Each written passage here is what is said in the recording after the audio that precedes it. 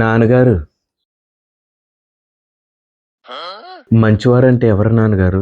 నలుగురు మంచి కోరి నలుగురికి సాయం చేసే వాళ్ళని మంచివాళ్ళు అంటారు. మరి చెడ్డవారంటే? మీ అమ్మ సైడ్ బంధువులు. చెప్పండి నాన్నగారు.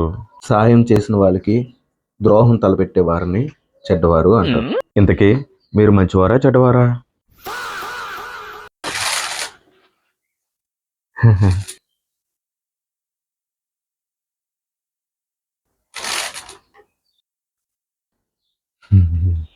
నువ్వు ఎగ్జామ్ రాసావు కదా, ఆ రిజల్ట్ రాని అప్పుడు తెలుస్తుంది నేను మంచివాడినా చెడ్డవాడినా అనేది.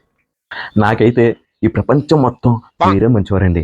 మిమ్మల్ని మించిన మంచివాళ్ళు ఈ ప్రపంచంలో ఎవ్వరూ లేరు. నిజం చెప్పాలంటే అమ్మ కంటే మీరే మంచివాళ్ళు. మీ మీద నాన్నగారు, మిమ్మల్ని ఒకటి అడగమంటారా? చిన్నప్పుడు మీరు ఎగ్జామ్స్ రాసిన తర్వాత రిజల్ట్స్ వచ్చాయి కదా, ఆ రిజల్ట్స్ పట్టుకుని మీ నాన్నగారికి చూపించినప్పుడు మీ నాన్నగారు ఎలా స్పందించేవారండి?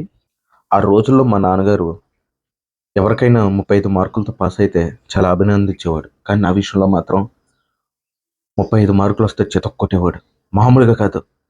ఆ రోజు నైట్ అంతా ఒక యుద్ధం జరిగేది.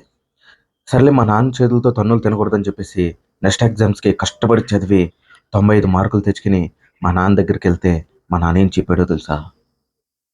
100కి 95 వచ్చి సబాష్ అంటాడు అనుకున్నాను. 5 మార్కులు ఎక్కడ్రా అన్నాడు. 5 మార్కులు ఏంటి నాన్నగారు అని నేను అడిగాను. 100కి 5 మార్కులు 100కి 100 రావాలి కదరా, 5 మార్కులు ఇంటికి తగ్గారా అని చెప్పేసి 5 గంటలు నాన్ స్టాప్గా ఆపకుండా కొట్టాడు. 5 మార్కులతో కూర్చొని కొట్టాడా? బాబోయ్, ఫెయిల్ అయ్యాని తెలిస్తే నన్ను చంపేస్తాడేమో. కానీ ఆ రోజు నుంచి ఎంత ప్రయత్నించినా 100కి 100 తెచ్చుకోలేకపోయాను. కానీ ప్రతిరోజు దెబ్బలు. ఎగ్జామ్ వచ్చినప్పుడల్లా రిజల్ట్ ఎంతగా వెయిట్ చేసి ఉన్నాం. మా నాన్న కూడా 95 వస్తే ఈ నెల బాధాలు ఏ విధంగా బాధాలని చెప్పేసి ఎదురు చూస్తూ ఉండేవాడు.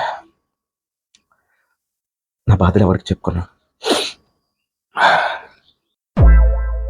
నేను ఆ టైంలో అనుకున్నాను, పిల్లల్ని కొట్టి పెంచకూడదు, చదివించకూడదు.